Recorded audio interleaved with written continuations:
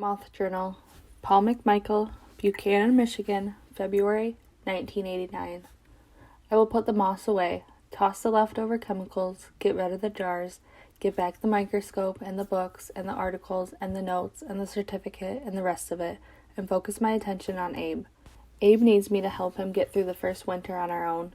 I will concentrate on him now and teach him things and help him with his homework and take him sledding a few more times and take him down to the river when it thaws. It will be like the old days. Almost. We have so much to do, so much ahead of us now. We will be the overseers, the two brothers of Riverside and our silver canoe, the great explorers. After I graduate, we will decide how and when to make Riverside our new home. It will be so good for both of us to leave this old house behind. Winter will be over soon, the longest winter of my life. The winter of moths and cases and science projects and funeral arrangement, and Mrs. Shelton's always watching me for signs of weakness, but I don't feel weak. I survived and persisted and won, and the winter is ending. Spring will bring graduation and freedom and love. I will walk the trails with Abe and Rose and Peter, if she will only stay. I want so much for her to be happy here and join me in my new life and stay. Please stay. Beautiful eyes of so many colors, dark hair, secret plans. Who are you? Who did you love before you came here? Do you still love him? Can you turn away from him and learn to love me? There is something I need. There is no need to wait. I've decided to buy myself a truck. I already have my eye on one. A dream of a truck.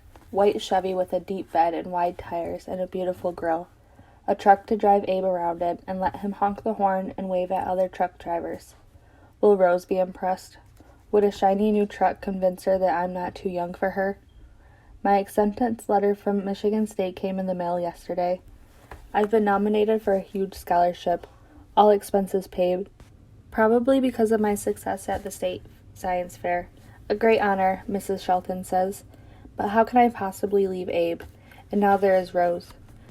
I don't know what she will decide, but I am at her mercy until she does, although I have promised not to pressure her. And how can I even think about leaving Buchanan? How can I leave Riverside now? A feeling is growing inside of me, a certainty that I need to stay. It feels like a relief to let the words come out onto the paper, to accept them. My life is here. I won't leave. Chapter 15. Missing Mothers.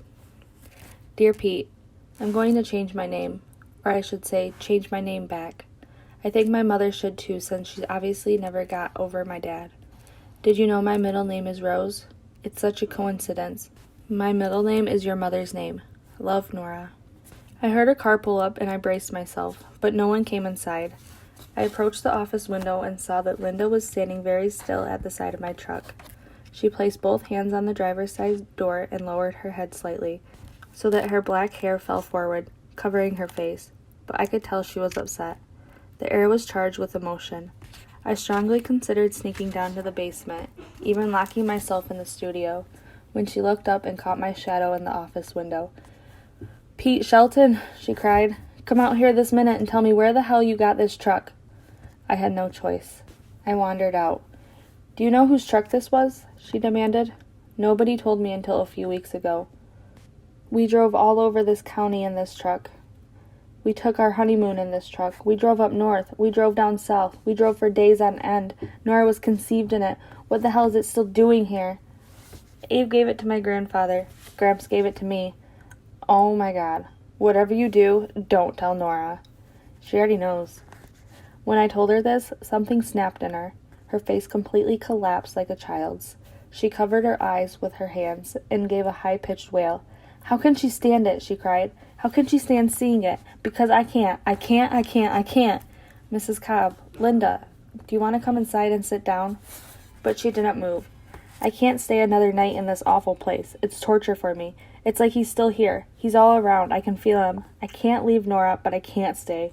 Why is this happening to me? She looked skyward and shook her fist. What kind of 20-year-old man has a will that shuts out his own wife? Did he know he was going to die? It was because of his mother, I said. She left him in charge of Abe. She looked at me as if I had said something cruel and began to cry again. Look, would you just come inside a minute? I pleaded. She followed me in and I pulled out my desk chair for her to sit on and brought her a glass of water. I noticed that she was sitting in the chair awkwardly, arching her spine and struggling to get comfortable. My back is out, she said. I'm sleeping on the world's oldest sleeper sofa, I swear. I haven't had a decent night's sleep since I got here. I just lie awake on the lumpy mattress and all these memories come flying at me, just flying at me. Like they've been waiting for me all these years, preserved in this awful town. She was wearing a pair of cheap athletic shoes that looked too big for her. When she saw me staring at them, she said, "They're Rita's. I borrowed them because I thought maybe I would walk down to the river and see if I could find Nora myself. What do you think?" "I think she'll see you long before you see her." "I want her to see me. Maybe if she knows I'm trying to find her, she'll have mercy on me. Can you help me get down there, Pete? Point me in the right direction? It's been quite a while, and I never did pay any attention to directions around here." It was hard for me to imagine her walking to the river alone, even on trails with clear markers. "Let me get you some repellent," I said, rummaging through my desk drawer. I pulled out a scrap paper and added, "I'll draw you a little map." I watched her walking away, her small frame disappearing down the main trail.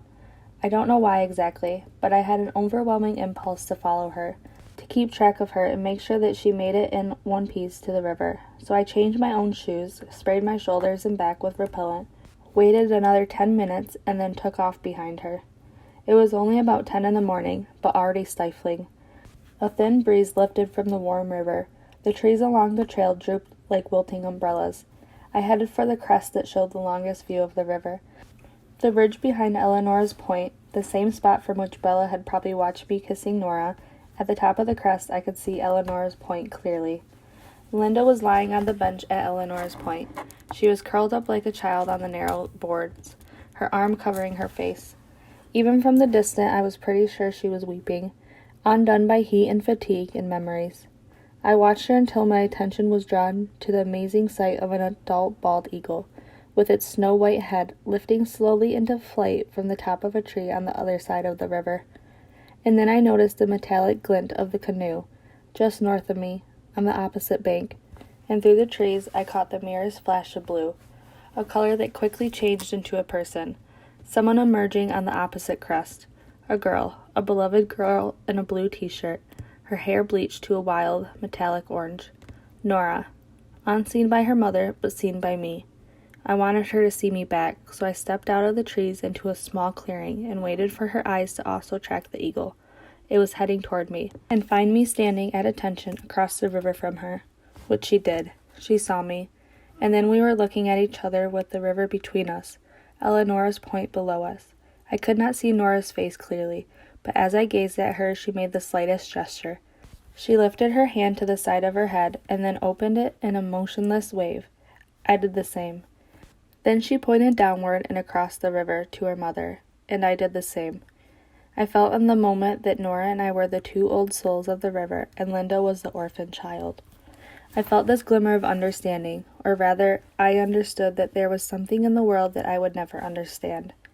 The bond between a living child and a living mother. Something that, as Christina had said, went way, way deep. I would never know it, the unknowable deepness of it. I also felt Nora's absence coming toward me, yet I was feeling closer to her than I had ever felt before. She would leave me. I would miss her. I would not refuse to miss her. I would choose to miss her. I would not put the summer we had shared behind me. I wouldn't bury it. I would hold it with me, endure her absence, and hope for her return. After she disappeared from view, I saw Linda pull herself upright on the bench and wipe her eyes with the backs of her hands. I left the crest and hurried back to the office to make a pitcher of iced tea. I suspected that Linda would return in worse shape than when she had arrived. I wanted to be as helpful as possible. She wasn't just some stranger in bad shoes who walked down to the river, after all. She was my girlfriend's mother. On my way home, I stopped at the cabin to ask Abe an important new question. I quickly saw that I had interrupted a conversation between him and Christina. They were sitting side by side on the top step of Abe's porch. Abe with his elbows on his knees, Christina leaning close and listening to whatever he was saying. I glanced around the drive. There was no sign of Christina's car. As I came closer, I could read in Abe's face that he was embarrassed to have been caught in this moment. But Christina smiled and waved me over. I hopped out of the truck and walked toward them. "Do you two need a moment?" Christina asked. "Shall I wait inside?" Then she met my eyes and rolled hers meaningfully. Maybe just a few, Abe agreed softly. Christina stood up, straightened her skirt, and disappeared behind the screen door. How'd she get over here? I couldn't help asking. I went and got her, Abe said gruffly. I had something I needed to talk to her about. What are you doing here anyway? I have something I need to ask you, I said. It's about Rose. Rose, he repeated. You mean your mom, Rose? I nodded. She lived with Gram and Gramps for a little while before you did, and your brother knew her. Did you know that? I knew she lived with Ida and Conrad, he said. But you're saying she knew Paul? You don't remember ever meeting a girl named Rose, a little older than Paul, with a baby? I pointed to myself. Abe lowered his head and rubbed his already messy hair, his grizzled chin, his stubby red sideburns. He was trying hard to remember. I might have met her, he said finally. It is possible. There are quite a few girls that Paul knew, before Linda came, but they're all kind of jumbled in my mind, Pete, like everything else from that time. Abe, something else. After you moved in with us, didn't you ever ask Gram what happened to my mom? I think she probably told me, way long ago, at least about her moving to Idaho. Didn't it ever seem weird to you that my mom did that, ran away and left me behind? People run away, Pete, all the time. My own dad left my mom just after I was born. And besides, the Sheltons were so glad to have you. We all were. You were the most awesome little kid. But why are you asking me this now? Remember a while ago when you said there was this emptiness in Paul when he met Linda? I'm pretty sure that emptiness was because Rose left. He still needed her. And I thought you might want to know that you were right on target about that emptiness thing. Pete, Abe said softly, who in the world have you been talking to? I have my sources, I said. Don't worry about it. I stood up and dusted off the back of my jeans. Don't worry about a damn thing ever again, I added silently. I left him alone with his new friend. That night, I drove back to Riverside before dark, bringing with me 2 fast food hamburgers in a bag and double fries, which I left on the kitchen table for the night flyer, my Moth girl.